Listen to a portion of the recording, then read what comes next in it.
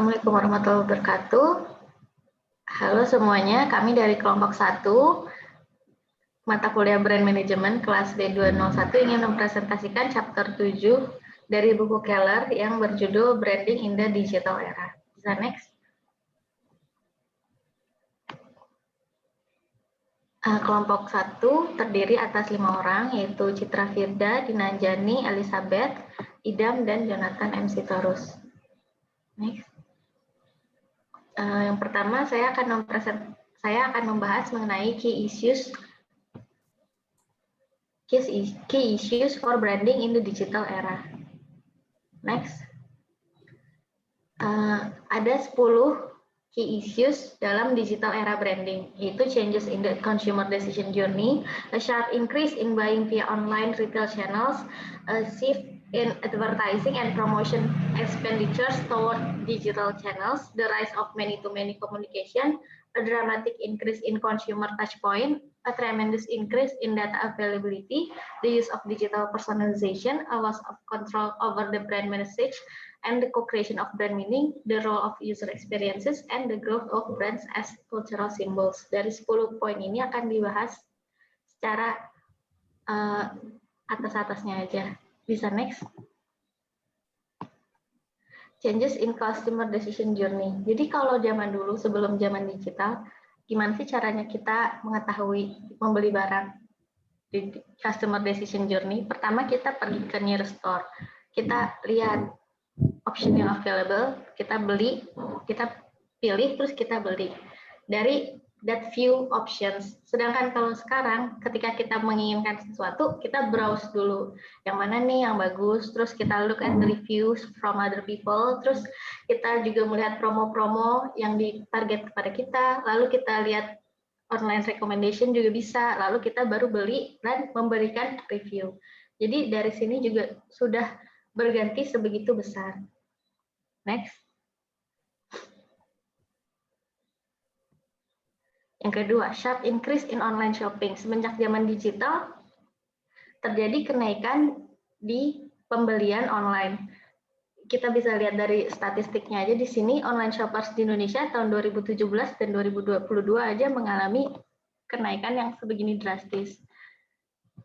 Next. Traditional versus digital ads expenditure and communications. Semenjak perubahan ini, ads expenditure sekarang diubah dari dulunya terfokus untuk TV dan in printed, sekarang lebih ke online channels. Bahkan di 2020, online channels will be almost 50% larger than the TV advertising. Dan zaman sekarang juga communication-nya berganti. Kalau zaman dulu itu one to many communications. Jadi dari brand lalu ke customer.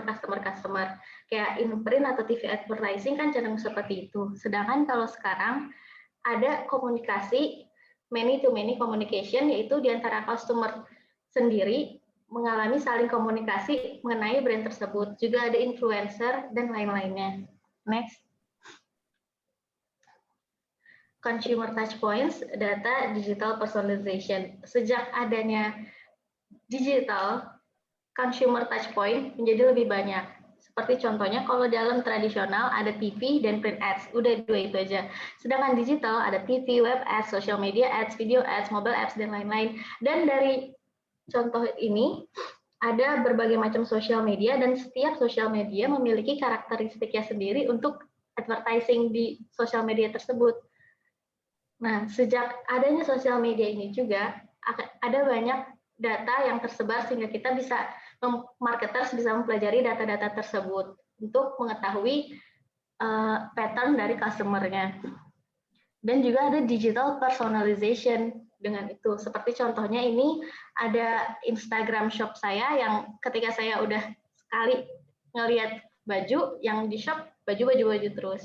Lalu ada YouTube juga yang udah personalize sama kesukaan saya, yaitu Korea-Koreaan. Contohnya seperti itu. Iya, next. Brand message, user experience, and growth of brands as cultural symbol. Sejak adanya many-to-many communications dan makin banyak yang manusia yang beropini. Jadi brand message and meaning itu cenderung tidak bisa dikontrol lagi oleh marketer. Jadi the consumer conversation juga membentuk brand message tersebut. Lalu yang penting juga dari digital ini ada user experience dari masa digital ini.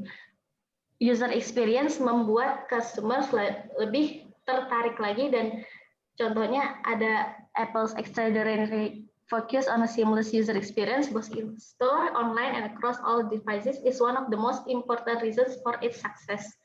Lalu ada juga brands as cultural symbols. Jadi brand di sini sekarang sudah punya cultural symbols tersebut. Seperti contohnya Apple yang tadi.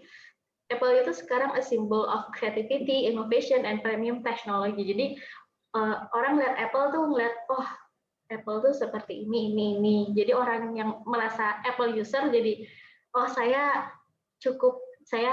innovator atau saya suka teknologi, seperti itu. Next. Yang kedua yang akan saya bahas adalah brand engagement. Ya, next. Brand engagement definitionnya adalah the process of forming an emotional or rational attachment between a consumer and a brand. Ada 3 tahapan dalam brand engagement: low brand engagement, moderate brand engagement, dan high brand engagement. Yang low itu contohnya suka membeli-beli barang. Lalu moderate-nya kita udah mulai kasih feedback to the brands. Lalu high brand engagement-nya kita udah ikut brand communities, start a fan page, dan lain-lain. Next. Ada negative effect dan the drivers of brand engagement.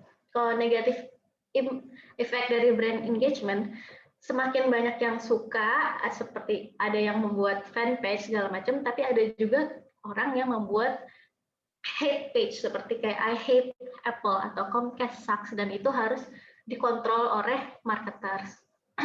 Next-nya ada juga drivers of brand engagement. Ada 4 drivers of brand engagement, yaitu brand karakteristik, message karakteristik, medium karakteristik, dan consumer karakteristik. Jadi certain drivers itu seperti kalau contohnya brand karakteristik, certain types of brand have higher engagement. Seperti contohnya brand that have more symbolic or non-function positioning. Message karakteristik juga, message yang di dalam brand tersebut juga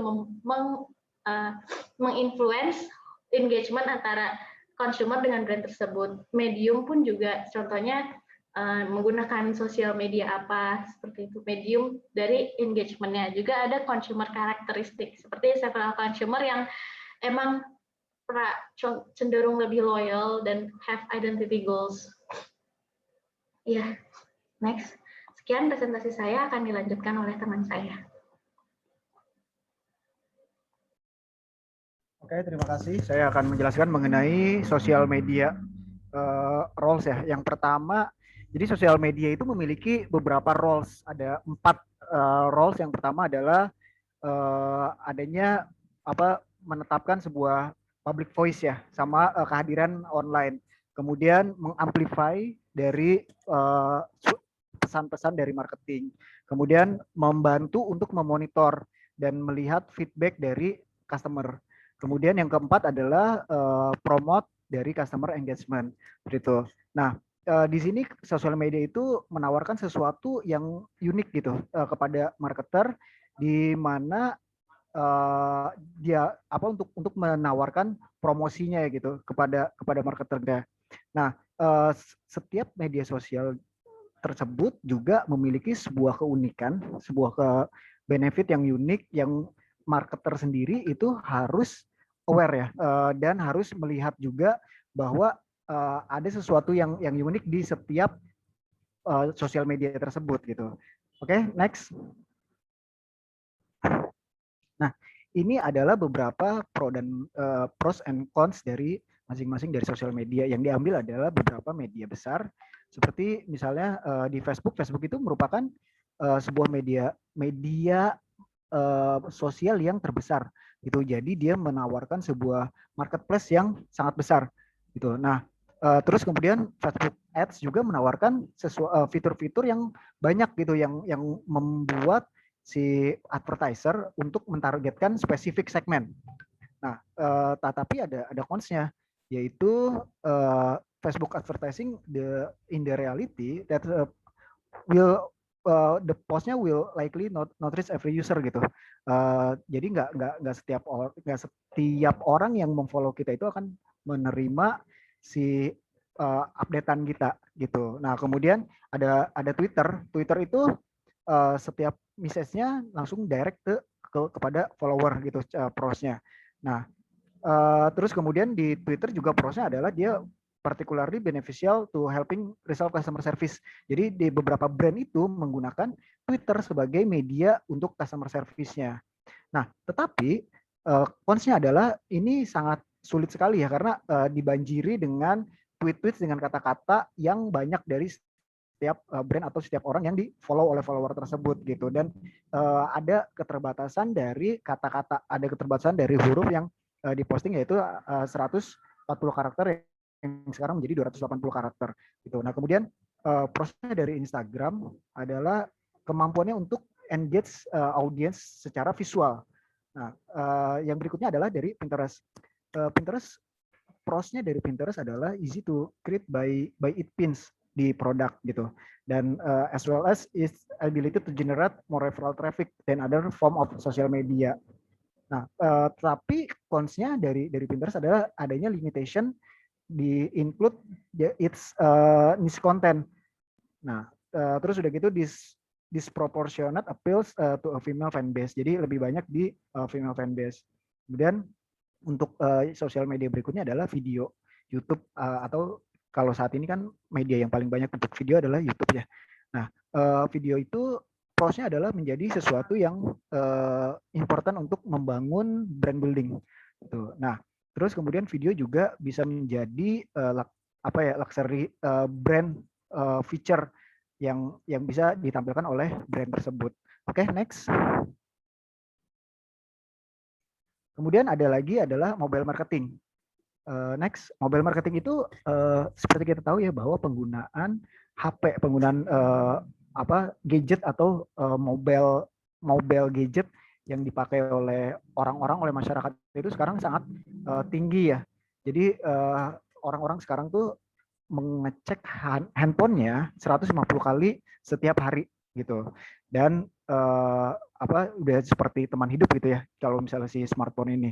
Nah, makanya beberapa brand itu menggunakan mobile marketing untuk sebagai bahan untuk promosinya. Di antara mobile marketing yang digunakan adalah pertama adalah messaging service seperti SMS atau MMS. Sebelumnya ya, kemudian ada in-app advertising di mana brand menggunakan apps-nya sendiri untuk melakukan advertising. Kemudian ada proximity atau disebut dengan geographic area gitu atau geofencing. Dia menyasar satu geografis tertentu, kemudian memblast iklan di geolokasi tersebut. Oke, next. Yang berikutnya adalah menggunakan influencer marketing.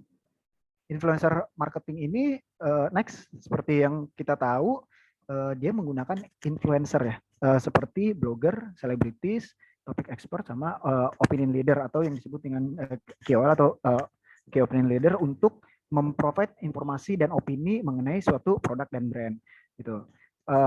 Nah, dia satu studi melaporkan bahwa penggunaan influencer ini juga menaikkan spend orang lebih banyak dibandingkan orang-orang yang tidak terekspos oleh influencer gitu. Nah, banyak brand yang saat ini menggunakan influencer marketing dan sosial media selebritis untuk memberikan pesan promosinya. Oke, next. Kemudian ada juga content marketing. Next, content marketing ini adalah sesuatu konten tipe dari marketing yang membuat atau men-sharing sebuah materi gitu, materi online baik secara baik berupa video, berupa blog ataupun sosial media post gitu. Nah, dan ini uniknya di sini promosinya tidak secara eksplisit gitu, tidak secara menyebutkan, tetapi dia banyak berupa review-review seperti itu dari si konten marketingnya, sehingga orang pun biasanya lebih tertarik gitu ya untuk melihat sebuah ibaratnya review jujur dari seorang content marketers gitu. Oke, next. Ini adalah pros dan cons dari primary paid channel yang ada yang kita bahas. Yang pertama dari email ya. Ada beberapa yang disebutkan di sini, diantaranya email, ada search engine, ada display or banner, social media advertising, kemudian ada video advertising, ada sponsor blog, dan in-apps advertising. Ini beberapa aja akan saya sebutkan, seperti misalnya email. Prosnya adalah less costly ya, karena dia lebih murah gitu, cepat dan easy to conduct campaign gitu. Highest ROI among major channel option yang lainnya. Tapi ada cons-nya yaitu unsolicited emails may lower reputation among customer. Jadi dianggapnya email dilihatnya sebagai scam seperti itu. Dan seperti display atau banner, prosesnya adalah high reach of banner ads is ideal for building awareness, flexibility style and format. Tapi ada konsepnya yaitu lack of control over ad placement, potential harmful to reputation, could be viewed as spam. Oke, selanjutnya akan dilakukan pendalaman oleh rekan-rekan saya. Ya, tadi udah dibahas untuk masalah paid media, paid sosial media. Nah, jadi paid sosial media itu ada dari social media channel itu ada pilihannya, ada roles-nya. Nah, di sini saya ngambil kasus bagaimana sebuah market kita sebagai seorang marketers mengambil kita itu memilih paid media sosial atau yang organik sosial media. Nah, sebenarnya kita cari tahu dulu apa itu paid social media. Paid social media itu adalah advertising yang dibayar atau iklan yang berbayar. Jadi seperti sponsor message to social network user based on user profile, example demographic. Jadi kalau contohnya di situ kayak big board yang ada foto gambar orang kampanye. Sedangkan organik sosial media itu sendirinya adalah free tools provided by each social network to build social community and internet with it, sharing posts and responding to customer moments. Itu kayak yang lagi hype-nya apa di hashtag-hashtagnya apa. Nah, ini itu mereka menggabungkan ternyata, bukan saling mengadu, tapi menggabungkan antara paid social media dan organic social media. Gunanya untuk apa? Untuk yang tadi bisa seperti yang quotes di bawah, you can use paid social media campaigns to reinforce core message that you have shared via organic post. Jadi bisa saling mendukung satu sama lain. Intinya mereka bisa saling mendukung. Dan untuk contoh yang lagi sekarang itu bisa kita lihat itu adalah TikTok. Kayak kalau kita lihat ada mainan di TikTok yang sekarang lagi hype buat anak-anak. Nah itu sekarang di toko-toko mainan juga udah mulai banyak.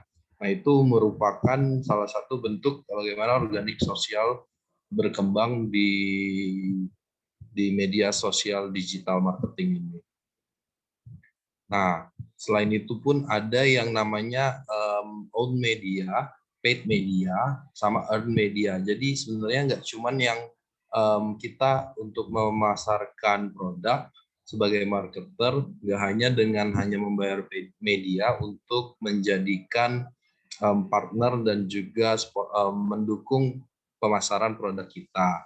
Tapi di sini, lihat quotes di bawah, to get the maximum benefit from online media, digital khususnya digital marketing ini, brand need to create marketing plan that involve all three types of media working together towards common goals. Jadi dari tujuannya apa, nanti seperti yang gambar itu, mereka saling berhubungan satu sama lain. Dan own media itu apa? Contohnya itu adalah website sosial. Jadi kita punya website produk kita sendiri, lalu kita juga menggunakan paid media. Paid media itu ada contohnya, example of paid media itu seperti sosial media yang kita bayar misalkan iklan di TV ataupun iklan di internet. Nah, itu adalah paid media. Dan earn media itu lebih ke yang tadi, hashtag, bagaimana hampir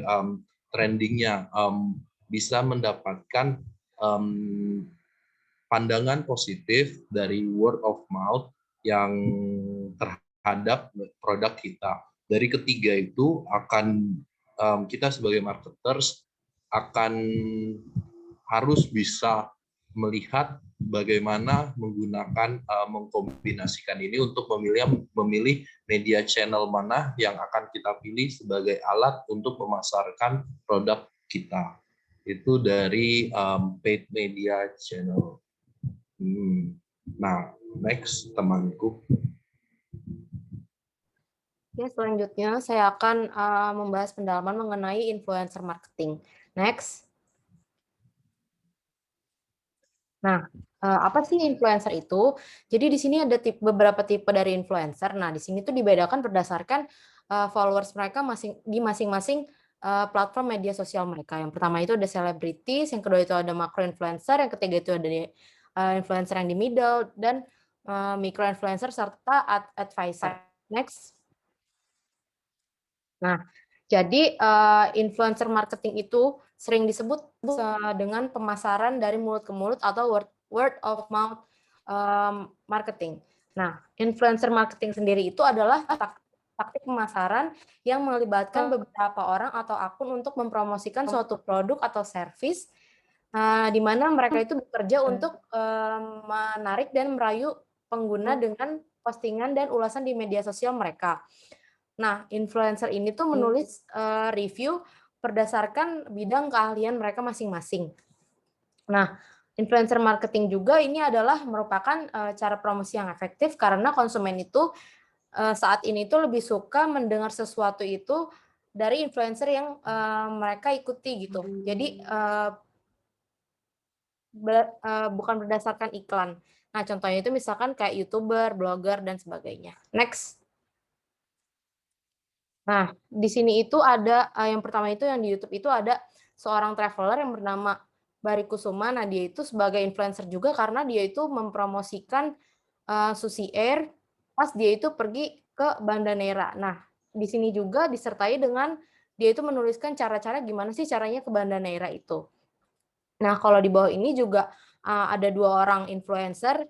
Nah, di mana kalau misalkan influencer marketing itu ciri-cirinya si influencer tuh mengiklankan atau mempost si produk yang dia iklankan itu sambil dia tuh megang si produknya, terus disertai dengan caption yang udah ditentukan sesuai dengan perjanjian dia dengan si brandnya gitu.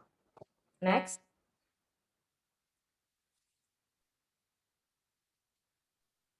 Di skip aja bisa.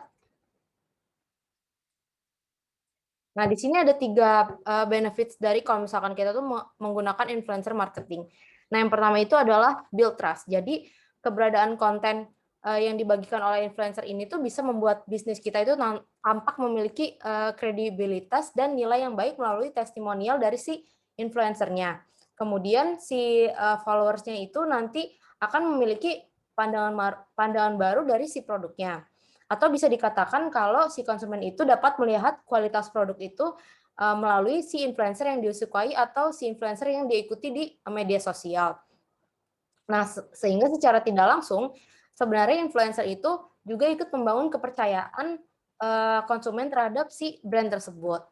Yang kedua itu adalah menentukan target pasar.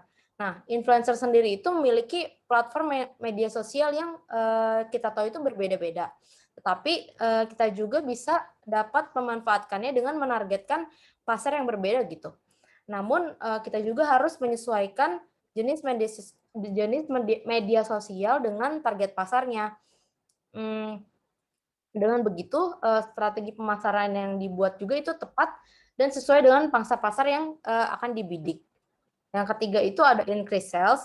Jadi ketika influencer terpercaya itu merekomendasikan produk atau layanan yang suatu brand, pengikutnya itu atau followersnya itu akan menganggap bahwa yang diposting itu adalah pilihan yang menarik untuk dibeli. Itu adalah alasan mengapa bekerja sama dengan influencer itu dalam strategi pemasaran perusahaan itu dapat meningkatkan penjualan bisnis di suatu brand atau perusahaan. Next. Nah, ini ada beberapa poin yang harus diperhatikan kalau misalkan kita itu mau melakukan influencer marketing gitu. Nah, di sini tuh influencer marketing itu terlihat sangat berbeda dengan strategi pemasaran lainnya karena membutuhkan tingkat kepercayaan yang sangat tinggi antara si brand atau perusahaan dengan si influencer sendiri gitu. Nah, yang di poin pertama itu adalah pemasar itu harus berhati-hati dalam memilih influencer yang tepat untuk si produk mereka itu karena influencer itu juga karena bisa berpengaruh terhadap reputasi si brandnya sendiri.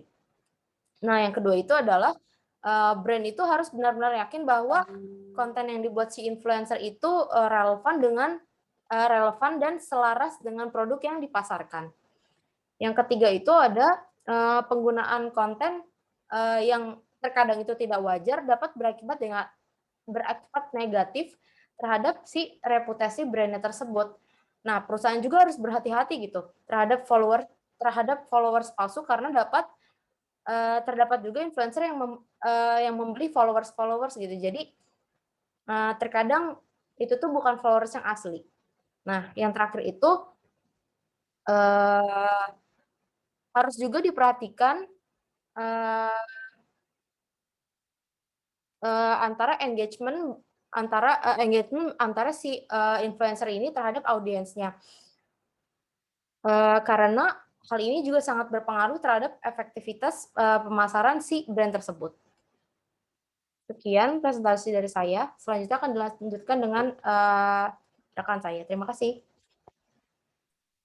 Baik, untuk penjelasan konten marketing yang dijelaskan oleh Mas Idam sebelumnya itu masih secara umum dan ternyata untuk perusahaan B2B dan B2C itu penerapan konten marketingnya berbeda dan perbedaannya di mana kita bisa lihat di slide selanjutnya. Nah, yang pertama ada B2B konten marketing. Jadi B2B konten marketing ini digunakan untuk memperluas audiens bisnis, memperkuat dan mengembangkan kesadaran merek dan mendorong penjualan dengan menarik bisnis lain. Dan strateginya itu dari sisi bahasanya yaitu straightforward dan mudah untuk dimengerti dan membuat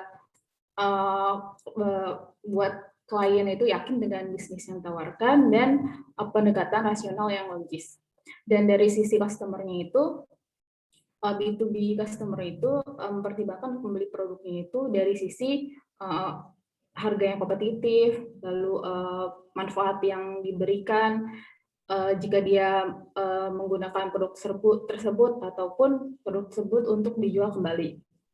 Dan 5 keys to successful B2B marketing campaigns itu yang pertama ada ketahui audiensnya sehingga maksud dan tujuannya itu bisa tersampaikan, lalu pesannya, lalu nurture engagement, capture qualified leads, dan schedule sales demo or consultation. Next slide.